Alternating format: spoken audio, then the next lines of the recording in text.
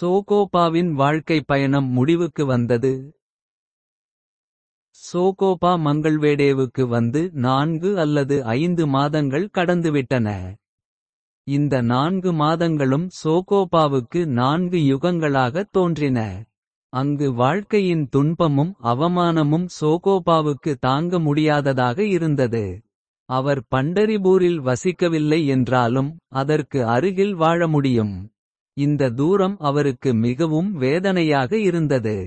சோகோபா தனது முடிவு நெருங்கிவிட்டதாக உணர்ந்தார்.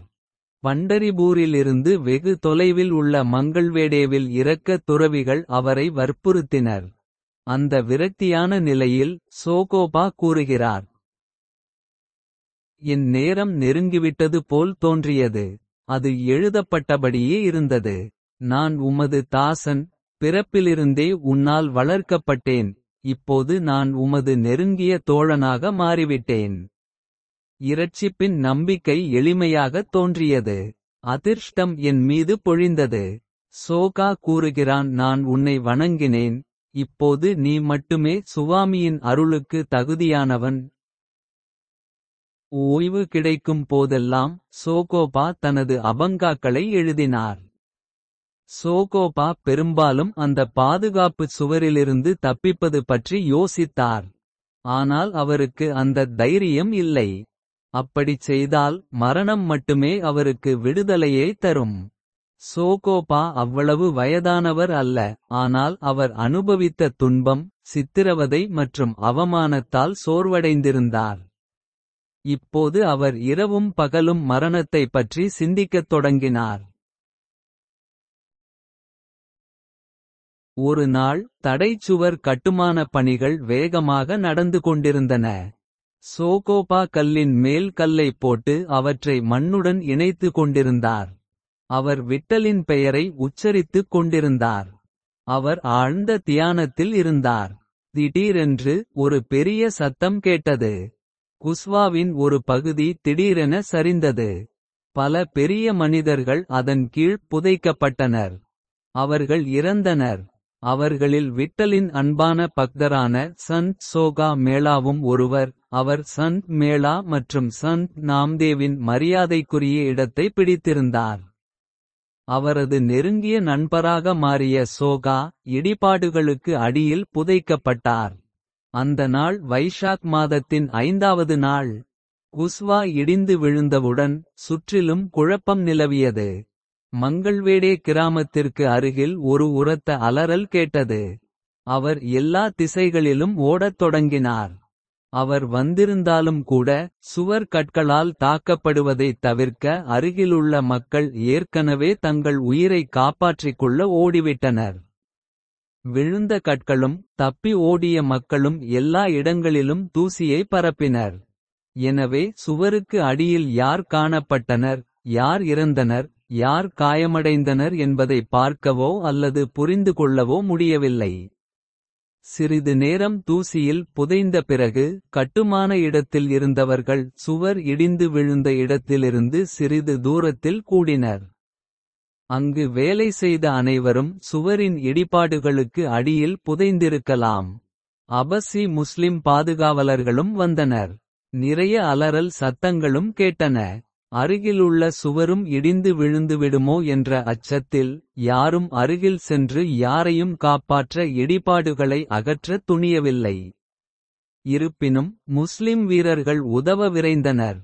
60 முதல் 70 பேர் இடிபாடுகளுக்குள் புதைந்தனர். அவர்களில் பெரும்பாலோர் மங்கல்வாடாவைச் சேர்ந்தவர்கள். சிலர் பண்டரிபூரைச் சேர்ந்தவர்கள். சோகோபா ஷேக்வதுமால்யாவைச் சேர்ந்தவர்கள். மெதுவாக இடிபாடுகளை அகற்றும் பணி தொடங்கியது. அந்த பெரிய இடிபாடுகளை அகற்றுவது எளிதல்ல. மாலை நெருங்கி வர இரவு நெருங்கி வந்தது. அனைவரும் வேலை செய்வதை நிறுத்தி துக்கத்தில் அமர்ந்தனர். காலைக்குப் பிறகு இடிபாடுகளுக்குள் புதைக்கப்பட்டவர்களின் உறவினர்கள் விடைபெறத் தொடங்கினர். சோகோபா அங்குள்ள அனைவருக்கும் மிகவும் பிரியமானவர். சோகோபாவின் பணிவு, கடின உழைப்பாளி குணம் மற்றும் அவரது கீர்த்தனை அங்கிருந்த அனைவரையும் கவர்ந்தது. சந்த் நாம்தேவ் உடனான சோகோபாவின் நட்பு நன்கு அறியப்பட்டது. யாரோ ஒருவர் இந்தச் செய்தியை பண்டரிபூரில் உள்ள நாம்தேவுக்கு கொண்டு சென்றார். இது சோயரா மற்றும் கர்மாமேளா காதுக்கு எட்டியது. உடனடியாக நிர்மலா மற்றும் பங்காவுக்கு ஒரு செய்தி அனுப்பப்பட்டது. சந்த் நாம்தேவ் மற்றும் குடும்பத்தினர் இந்த துயரச் செய்தியை கேட்டு மிகுந்த துயரமடைந்தனர். அவர்கள் மிகுந்த துயரத்திலும் ஆழ்ந்தனர். சோகோபா மீது அவருக்கு மிகுந்த பாசம் இருந்தது. சோகோபா அவரது ஆன்மா, சோகோபா அவரது குடும்பம். விட்டல் மீது சோகோபாவின் அசாதாரண பக்தியால் சந்த் நாம்தேவ் மனத்தாழ்மை அடைந்தார். நாம்தேவ் தான் பிறந்ததாக நம்பிய சோகோபா மங்கள்வேடே கிராமத்தின் இடிபாடுகளுக்கு அடியில் புதைக்கப்பட்டார். அவரது சிதைந்த உடல் அங்கு கண்டெடுக்கப்பட்டது. நாம்தேவ் தன்னை நிதானப்படுத்திக் கொண்டார். சோயராவும் கர்மேளாவும் செய்தியை கேட்டவுடன் அவர்கள் அழுது மங்கள்வேடேவுக்காக காத்திருந்தனர். ஜனாபாய் மற்றும் வேறு சில துறவிகளுடன் நாம்தேவும் மங்கள்வேடேவிற்கு வந்தார். இடிபாடுகளுக்கு அருகில் பலர் அழுது கொண்டிருந்தனர். ஒரு உடல் கண்டெடுக்கப்பட்டபோது அழுகை அதிகரித்தது. சோயராவும் கர்மேளாவும் அங்கே அழுது கொண்டிருந்தனர். நாம்தேவ் கர்மேளாவை ஆறுதல்படுத்தினார். ஜனாபாய் சோயராவை ஆறுதல்படுத்தினார். இடிபாடுகள் அகற்றப்பட்டு கொண்டிருந்தன. ஒரு உடல் கண்டெடுக்கப்பட்டவுடன் அது பரிசோதிக்கப்பட்டு அதன் பிறகுதான் அதன் குடும்பத்தினரிடம் ஒப்படைக்கப்பட்டது. கர்ம மேளா மற்றும் உடன் வந்த துறவிகளின் உதவியுடன் நாம்தேவ் சோகோபாவின் உடலை கண்டுபிடித்தார். சோகோபாவின் சாம்பலை பண்டரிபூருக்கு எடுத்துச் செல்வதாக நாம்தேவ் உறுதியளித்திருந்தார். நாம்தேவ் தனது வாக்குறுதியை காப்பாற்ற வேண்டியிருந்தது.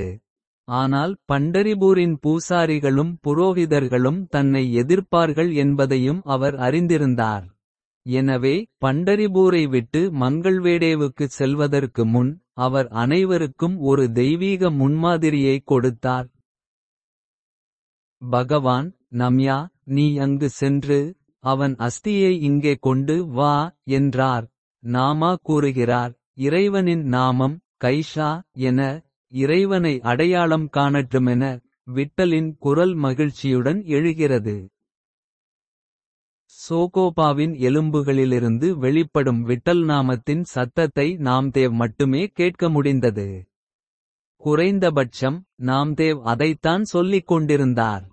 சோகோபாவின் விட்டல் மீதான பக்தியும் நம்தேவின் குருவின் மீதான பக்தியும் மிகவும் பெரியதாக இருந்ததால் யாரும் அதை சந்தேகிக்க எந்த காரணமும் இல்லை.